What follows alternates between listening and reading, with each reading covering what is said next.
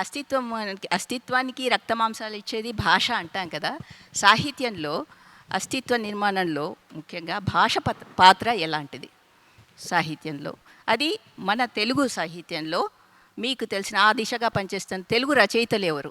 భాష అనేటువంటిది అస్తిత్వానికి రక్తమాంసాలను ఇస్తే, ఇప్పుడు అస్తిత్వం గురించి మాట్లాడాలి అంటే భాష ఉండాలి. ఎట్లా వ్యక్తపరుస్తాము? అస్తిత్వం అంటే ఎగ్జిస్టెన్స్ అంటే ఉనికే కదా. అట్లా తీసుకుంటే వ్యక్తపరిచేటువంటి భాష అనేటువంటిది ఒక్కొక్కరికి ఒక్కో రకంగా వైయక్తికంగా భేదాలు ఉంటాయి. అది అస్తిత్వంగా ఎప్పుడు మారుతుంది, అది ప్రతిఘటన స్వరంగా ఎప్పుడు వెల్లువెత్తుతుంది అనేది కూడా ఒక ప్రధానమైనటువంటి అంశం. కవులు ఎవరెవరు ఉన్నారు ఇందులో అంటే, మొదటి నుంచి తెలంగాణ ఉద్యమానికి ముందు, తెలంగాణ మలదేశ ఉద్యమానికి తర్వాత వచ్చేటువంటి రచనలను కనుక మనం చూసినట్లయితే, ఆ సాహిత్యకారులు వాళ్ళ అస్తిత్వాన్ని తమ రచనల ద్వారా ఎట్లా ముందుకు తీసుకెళ్లారు, వాళ్ళ అస్తిత్వాన్ని ఎట్లా కాపాడుకున్నారు అనేది కూడా చాలా ముఖ్యమైనటువంటి విషయం. ఉదాహరణకి ఒక కవిత చెప్పుకుంటే, ఇది మా సొత్తు, ఇది మా సొత్తు, ఇక్కడి గాలి ఇక్కడి ఇది మా సొత్తు అన్నప్పుడు భాషే మామూలుగా వ్యక్తీకరణ ఏ విధంగానైతే ఉంటుందో ఆ వ్యక్తీకరణను బట్టి అస్తిత్వం అనేది ఆధారపడి ఉంటుంది. అంటే ఇది నా అస్తిత్వం అని చెప్పుకోవడానికి భాష అనేటువంటిది ఒక ఆయుధంగా పనికొస్తుంది. అంటే నువ్వు ఎలా వ్యక్తపరుస్తున్నావు, నీ మీద జరిగినటువంటి దాడినో, నీ వెనక ఉన్నటువంటి అస్తిత్వ నేపథ్యాన్ని కించపరిచినటువంటి విధానాన్నో భాష ఒక అత్యంత శక్తివంతమైనటువంటి ఆయుధంగా ఉంటుంది. ఇప్పుడు దళితులు మాట్లాడేటువంటి భాషను మనము రచనలోకి తీసుకొచ్చినప్పుడు, ఉదాహరణకి వేముల ఎల్లయ్య కక్క లాంటి నవలను చూసినప్పుడు అందులో డైరెక్ట్ ఇందులో మొత్తం తిట్లే ఉన్నాయి అని ఒక విమర్శ వచ్చింది అనుకుందాం.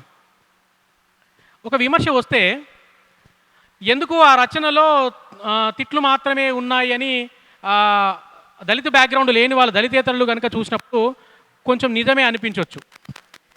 కానీ అదే తన సొంత భాష అయినప్పుడు, అది తప్ప ఆ వ్యక్తి వేరే రాయలేనప్పుడు అది తనకు తిట్టుపదం కాదు, అది మామూలు భాషనే, తను మాట్లాడుకునే భాషనే. దానికి జిలకర శ్రీనివాస్ గారు రాసిన విరుద్ధ ప్రమేయ ఒక వ్యాసంలో ఏమంటారంటే, ఎవరైనా కానీ భాషను ఒక ఆయుధంగా వాడేటప్పుడు, అది అస్తిత్వానికి ఒక వెన్నుదన్నుగా ఉండేటప్పుడు ఏ కవి కానీ రచయిత కానీ తన మూలాల్లో నుంచి వచ్చి తన భాషను ప్రయోగిస్తాడు. అంతే తప్ప దాన్ని చదివేటువంటి పాఠకుల సౌకర్యం కోసం రాయడు. అంటే ఇప్పుడు నేను రాస్తే నాకు అనుకూలమైనటువంటి భాష ఏదైతే ఉంటుందో, అంటే ఇంటికాడ నేనేం మాట్లాడుకుంటానో, నా చుట్టుపక్కల వాళ్ళతో నేనేం మాట్లాడుతానో, నాకు ఏదైతే అలవాటైందో ఆ భాషలో మాత్రమే నేను రాయగలుగుతా. అట్లా చూసినప్పుడు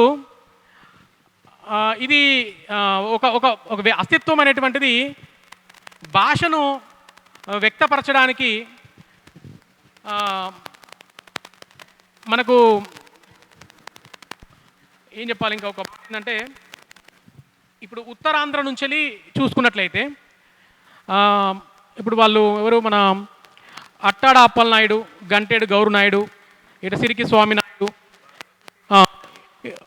తర్వాత బాలసుబ్రహ్మణ్యమౌళి, ఇక్కడ తీసుకున్న మల్లీపురం జగదీష్, ఇట్లా వీళ్ళు మాట్లాడేటువంటి భాష తీసుకుందాం. అంటే తెలంగాణ ప్రాంతమే కాదు, అది ఏ ప్రాంతమైనా కానీ ఆ ప్రకటన కోసము వాళ్ళ భాషనే ప్రధానంగా ఉన్నది.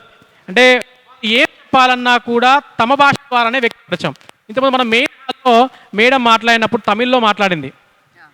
ఇక్కడ నుంచి ఒక తెలుగు కవి రచయితనో ఉదాహరణకు వేరే ప్రాంతం పోయి మాట్లాడాల్సి వస్తే మనం ఖచ్చితంగా ఇంగ్లీష్ వాడతాం. ఆ మేడం ఇక్కడికి వచ్చి తమిళ్లో మాట్లాడింది, మనకు అర్థమైనా అర్థంగా విన్నాం. అది అస్తిత్వం, ఆ భాష వల్ల తన అస్తిత్వాన్ని ఇక్కడ ఉంటున్న ప్రజలకు చేరవేసేటువంటి విధానం.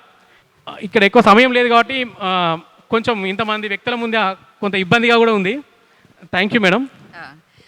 క్షమించాలి జగదీష్ గారు. వారు నిజానికి 4 గంటలు ప్రయాణం చేసి వచ్చారు ఇక్కడ తన అభిప్రాయాలు పంచుకోవడానికి. కానీ ఉన్న సమయం చాలా తక్కువ అవ్వడం ఒకటి, ఆలస్యంగా మొదలవ్వడం ఒకటి, అది ఇటువైపు నుంచి వచ్చిన నిర్వాహకుల నుంచి వచ్చిన ప్రాబ్లమే కావచ్చు, కానీ క్షమించాలి.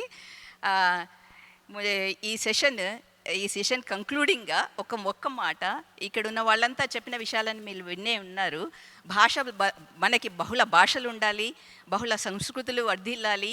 అందుకోసం ఆ భాష బతకాలి అంటే ముఖ్యంగా మనుషులు బతకాలంటే మనుషులకు కావాల్సిన జీవావరణం, సమస్త జీవావరణం, వాళ్ళు ఉండే ప్రాంతము, వాళ్ళు ఉండే అడవి, వాళ్ళు ఉండే దేశము అన్నీ సుభిక్షంగా ఉండాలి అంటే నేచర్ కూడా, ప్రకృతిని కూడా రక్షించుకోవాల్సిన అవసరం ఉంటుందని జగదీష్ గారు మళ్ళీ చెప్పారు.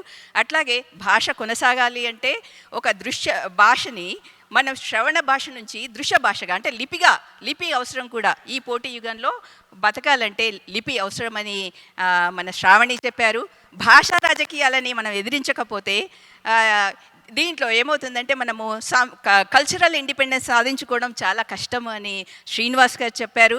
అట్లాగే భాషలను పరిపుష్టం చేసుకోవాలనుకుంటే మనము నిజానికి ఆ దిశగా కావలసిన కొన్ని సాంస్కృతిక పదకోశాలు లాంటివి, ఇంకా చాలా రకాలైన వ్యాకరణాలు అలాంటివన్నీ ఉండాల్సిన అవసరాన్ని చందు గారు చెప్పారు. వీళ్ళందరికీ మరోసారి ధన్యవాదాలు చెప్తూ, అసలు నిజానికి ఆడియన్స్ చర్చిస్తే బాగుంటుందని అనుకున్నాను, కానీ ఇక్కడ ప్రభాకర్జీ గారు అక్కడ నిలబడ్డారు. అందుకే ఇంతటితో ఈ ప్యానెల్ ముగుస్తుంది. Thank you so much.